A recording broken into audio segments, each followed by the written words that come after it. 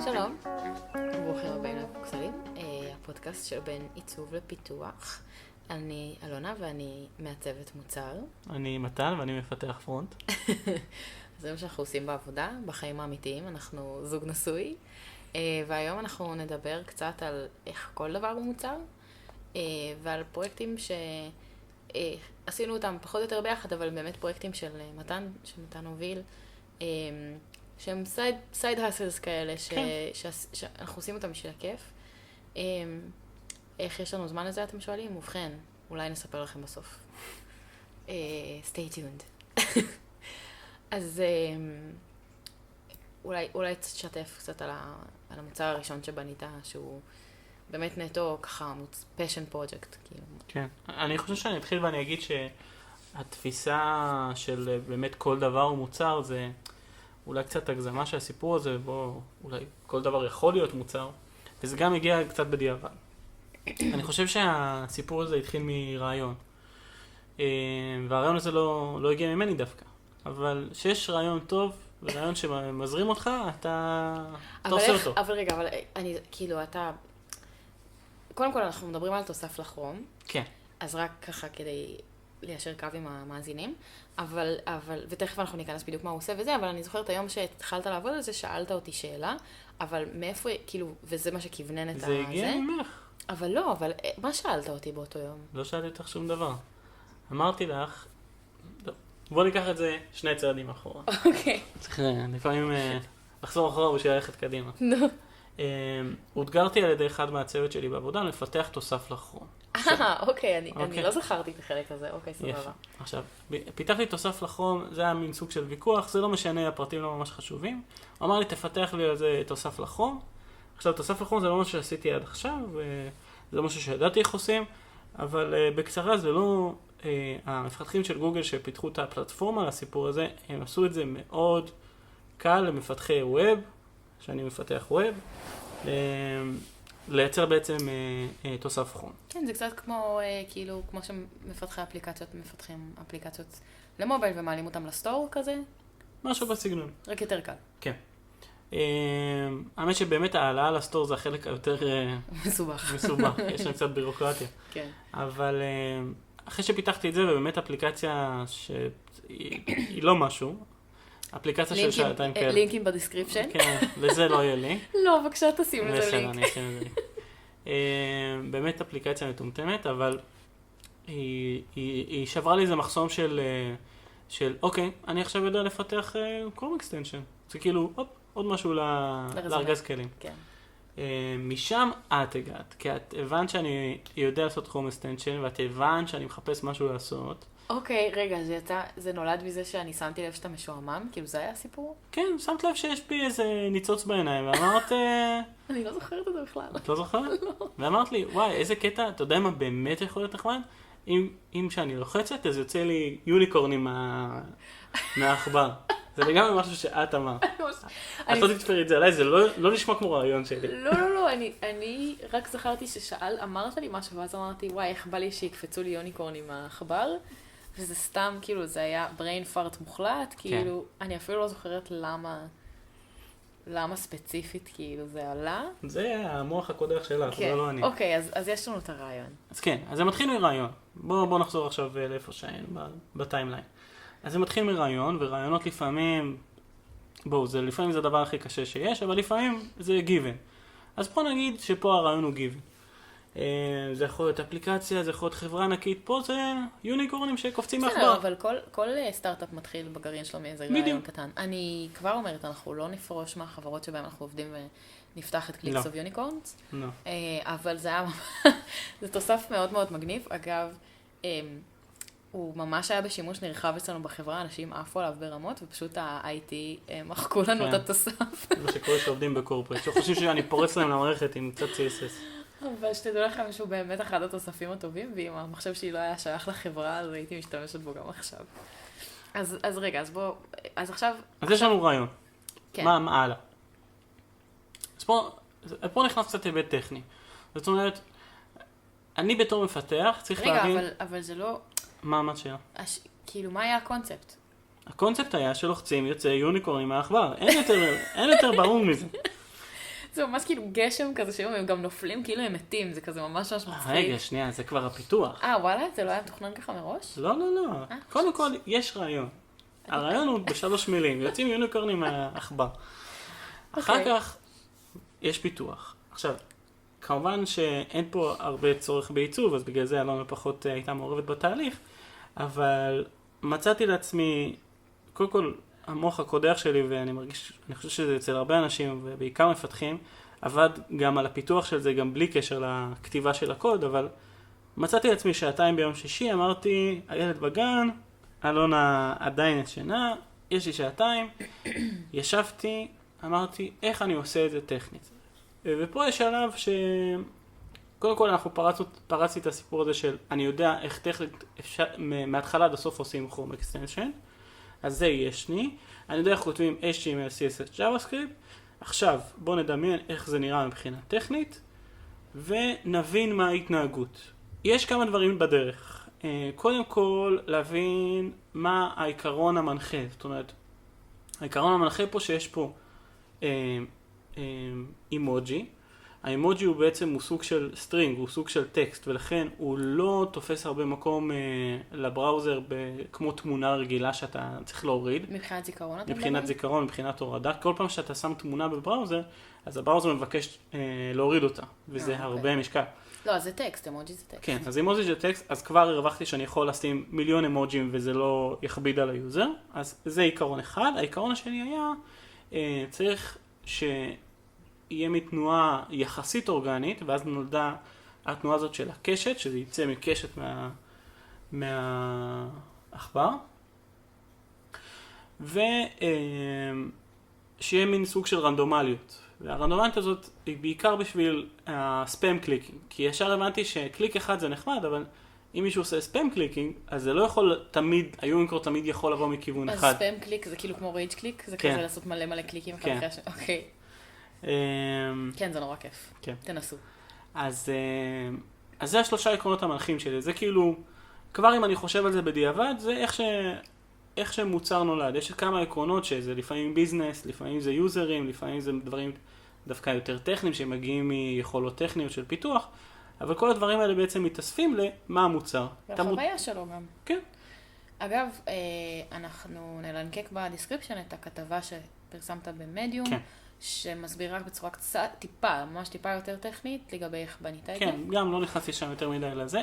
הקוד פתוח, הוא בגיטהאב, מי שרוצה לנבור בקוד מוזמן, הוא מאוד פשוט. הוא באמת נראה כמו קוד של 2 שעות, גם הייתי מתקן אותו עכשיו, אבל לא רציתי. רגע, אז פיתחת את זה ב2 שעות? כן. אוקיי, ואחרי זה עוד עבדת על זה מלא אבל. לא, ה-proof of concept של רק הקליק זה 2 שעות. אחר כך עשיתי את זה הרחבה ואנחנו נדבר על זה כי זה כבר ביום שהבנתי שזה קצת יותר מוצר. קצת יותר מוצר מאשר סתם איזה גחמה.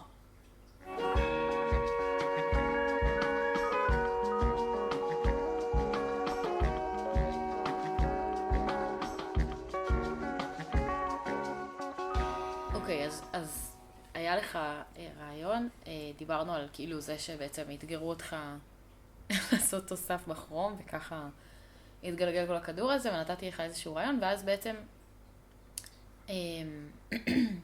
פיתחת את הדבר הזה, אבל זה המשיך לתפוס נתח ממש גדול במחשבה שלך לאורך, בהמשך הזמן שאחר כך. אני חושב שזה לא היה תופס לי מקום במחשבה אם לא היה לזה טרקשן. בוא נגיד את האמת. מה זאת אומרת? זאת אומרת שמה שהיה מוזר או מיוחד באקסטנשן, שזה לא רק היה לזה את ההורדות מהמשרד של אלונה ומהמשרד שלי, אלא פתאום ראיתי שמתווספות לזה הורדות בוא נקרא לזה הורדות אורגניות. זאת אומרת, כנראה אנשים חיפשו יוניקורנס ומצאו את זה והורידו את זה, לא מעט גם הורידו ומחקו את זה, אבל פתאום אתה רואה שיש לך 10 יוזרים, ועד 20 יוזרים, ועד 30 יוזרים. זה ממש תהליך של ניהול מוצר, מה שאתה מדבר. כאילו הלכת, נעברת בדאטה, חפרת אחרי ההתנהגות של המשתמשים שלך. בסוף זה מסקרן אותך, אז אתה רוצה לראות, האמת שגם הסטאצ שגוגל שמים, ואני מניח שלא רק אני, אבל שזה דבר חדש, אתה רוצה לראות איך זה מתקדם ואיך זה. אז כן, אתה שם לב שיש מגמה, והמגמה הזאת היא מאוד דרייב. אז אתה חושב שיש לך רעיון, והרעיון הזה גם יכול להיות פלופ גדול, אבל מהבחינה הזאת הרעיון הזה, שהוא היה קל נורא, ופשוט נורא, היה בסוג של ניצחון קטן. אז רציתי לקחת את הניצחון הקטן הזה ולהחליט, אוקיי, ברגע הזה באמת אמרתי, אוקיי, עכשיו זה סוג של מוצר. ומה היה הדבר שהכי משך את תשומת לבך בתוך הדאטה שמצאת שם? אני חושב שקודם כל זה שני דברים. דבר ראשון, הם מפלחים גוגל מפלחים את המספר ההורדות ואת כל הנתונים בעצם מפלחים אותם לפי מדינות. מה שגורם לנתונים להיראות יותר באמת, להבין כמה באמת הם אורגניים ומה באמת המגמות. למה? כי בסוף שאתה רואה 15 הורדות מישראל ועוד 5 מארצות הברית, אתה מבין, אוקיי, זה פנדו ולודי. אבל שאתה רואה פתאום אחד מאוסטרליה, ואחד מספרד, ואחד מפורטוגל, אתה מבין שכאילו, אוקיי, יש פה איזה קטע. כן, יש פה איזה ביצה ותרנגולת כנראה, כי בסוף להשתמש בקיוורדס שהם יוניקורנס, זה... גם יש, אגב, יש סיכוי, אנחנו לא יודעים את זה, אבל יש סיכוי שמישהו מהמשרד, יש לו חבר או משפחה באחד מהמקומות האלה, כן. והוא שלח את זה אליו, ואז משם זה יכול להתפשט לאנשים. אבל זה צריך להתגלגל איכשהו, זה צריך להיות איזה טראקשן מסוים. נכון. ברגע שהחלטתי שזה מוצר, אמרתי כן, בוא נשקיע עוד קצת מחשבה בסיפור הזה. אני חושבת שגם מה שעוד היה מעניין לראות, זה שראית שאנשים, הרבה אנשים מסירים את זה, נכון? זה היה מה שזה היה? כן, אמרתי. הרבה אנשים הורידו את זה, הרבה אנשים גם מחקו את זה.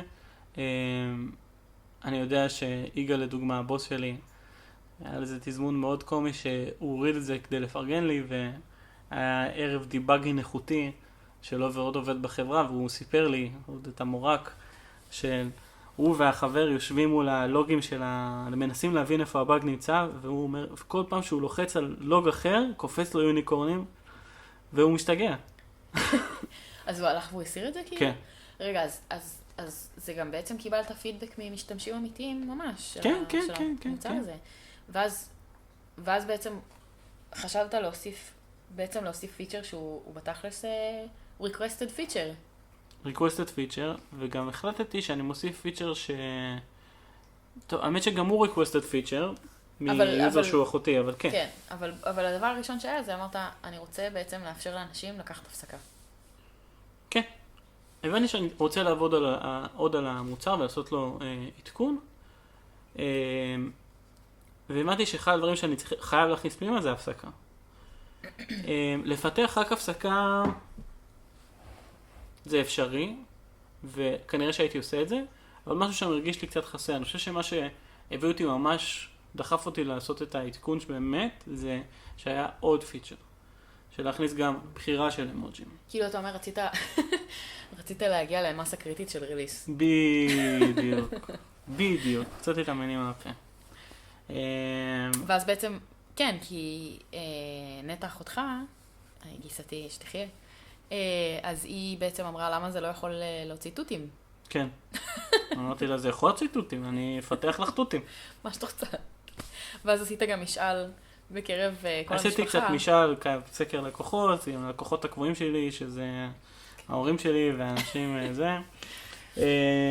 וגם חשבתי בעצמי איזה אימוג'ים יתאימו.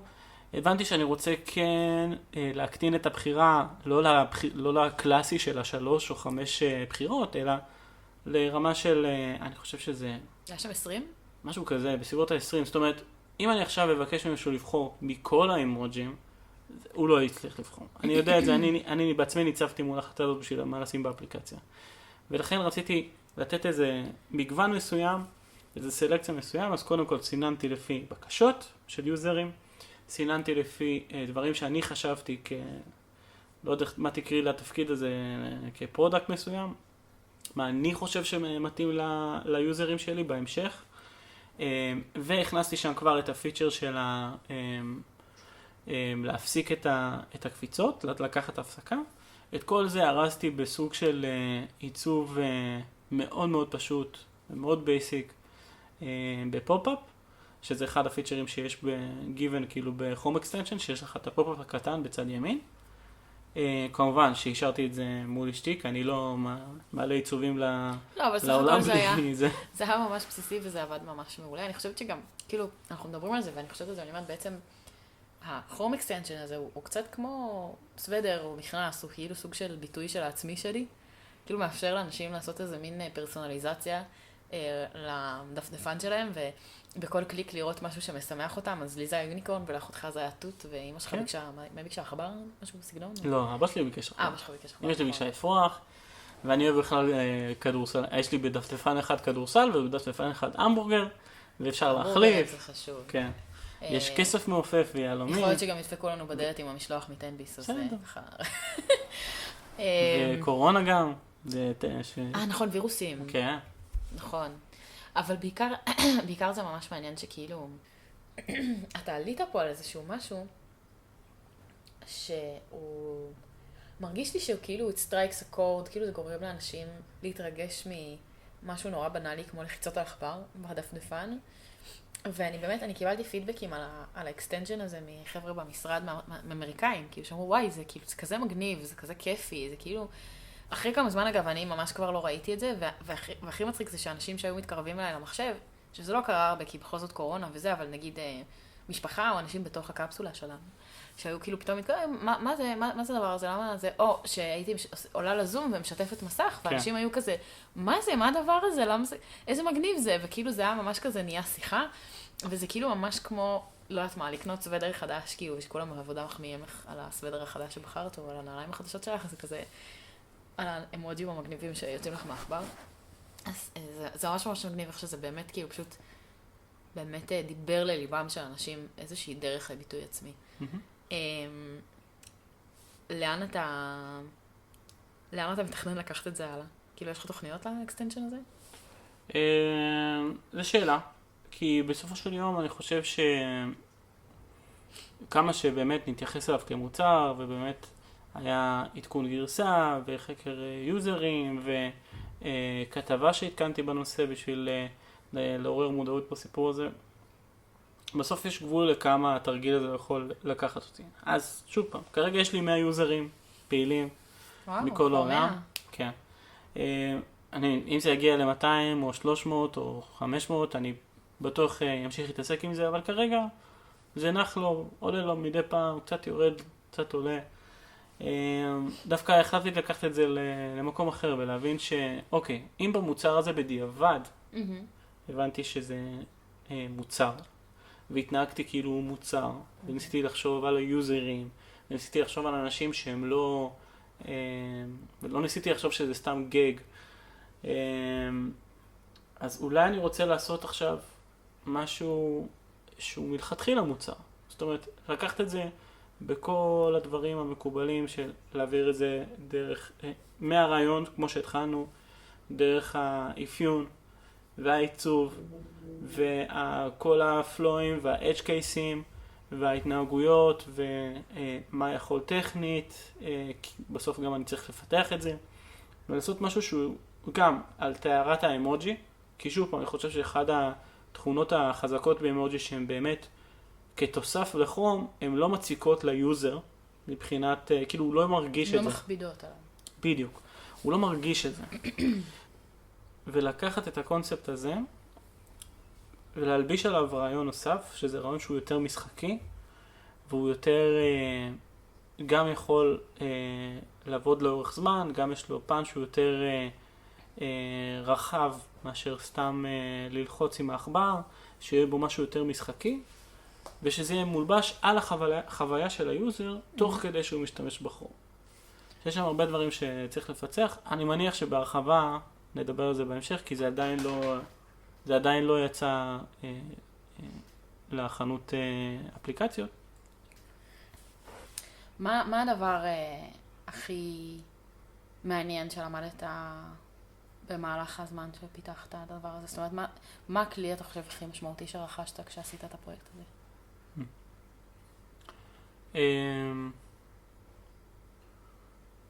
אני חושב שאפשר לפרק את זה לכמה כלים. קודם כל בהיבט הטכני, בסוף זה Chrome extension שני, שיש יש הרבה מה ללמוד על איך לכתוב extension, אז גם מהצד של הפיתוח, מהצד הטכני, בסוף הרי אני מפתח בסופו של יום. למדתי הרבה על איך אתה יכול להשתמש, באיזה אופציות כרום פותח לך בסיפור הזה, וגם, אגב, מאז עוד למדתי עוד הרבה לאפליקציות הקודמות. ודבר שני שלמדתי, אני חושב, שבאמת לא משנה כמה קטן או שטותי או זניח, הדבר שאתה רוצה לעשות, קודם כל תעשה אותו. כי תעשה אותו ואפילו תנסה שהוא יהיה איפשהו בעולם. זאת אומרת, קודם כל תעשה אותו, כי אם לא עשית אותו, לא למדת, אתה לא יודע אם אתה יכול לעשות אותו, אתה לא יכול לעשות אותו, איזה קשיים תיפגש, איך זה ייראה בסוף, ולא תלמד מזה. ושזה יהיה איפשהו בעולם, כדי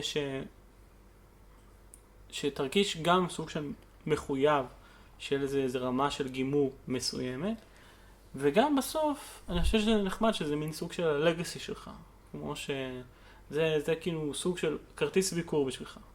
זאת אומרת, זה לא מרפא סרטן, אבל זה משהו נחמד שנשען גם על היבטים טכניים של פיתוח וגם על היבטים של בן אדם לקח רעיון ועשה ממנו משהו שנמצא עכשיו ואני יכול להוריד אותו באפסטור. אני אפילו לא צריך ללכת לגיטה ולעשות קלון וזה. זה גם בעיניי, יש משהו מאוד מרגש ברגע הזה של המפגש בין משהו שאתה דמיינת אותו והבאת אותו לחיים, לבין אנשים אמיתיים שמשתמשים בו בצד השני. זה בהחלט. ואני למדתי מהפיתוח של החום אקסטנשן הספציפי הזה, באמת כאילו איך דבר כזה יכול לרקום עור וגידים וכמה, כאילו תכלס צחקתי עליך קצת בהתחלה ולא כל כך הבנתי מה, כאילו זה היה מגניב וזה, אבל לא הבנתי מה אתה כאילו נסחף עם ההתלהבות שלך בנושא. ותכלס כאילו זה היה ממש מדהים לראות איך אנשים התחברו לזה וכמה שזה תפס. אני גם ברגע שאני התחלתי להשתמש בזה גם מאוד התלהבתי, מודה.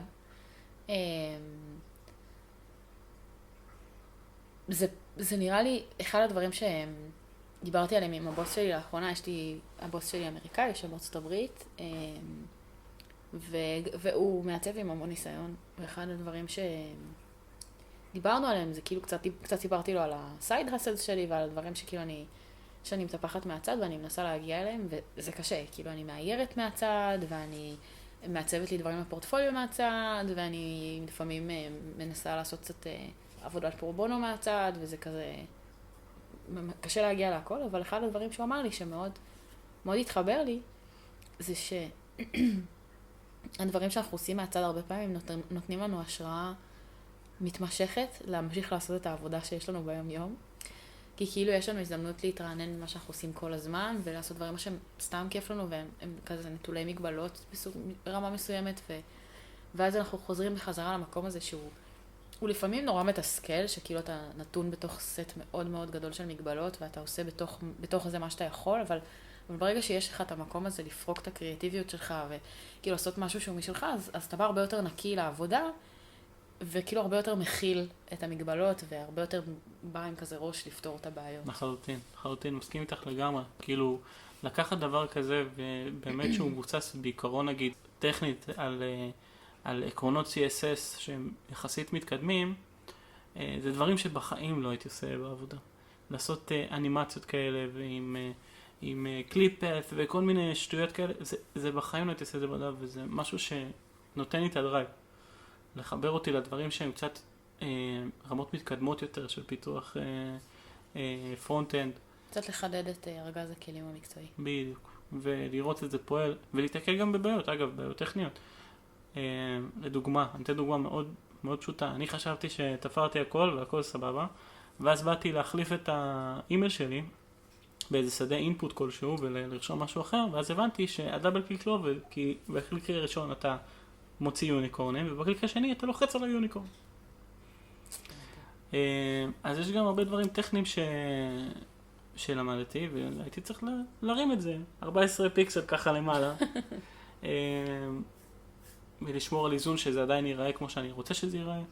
אני לגמרי מסכים עם מה שאמרת. הדברים האלה לא רק מחדדים את היכולות הטכניות, הם גם באמת שומרים על איזה פרשנס כמו שאמרתי, כרטיס ביקור נהדר. אגב, גם לרעיונות עבודה.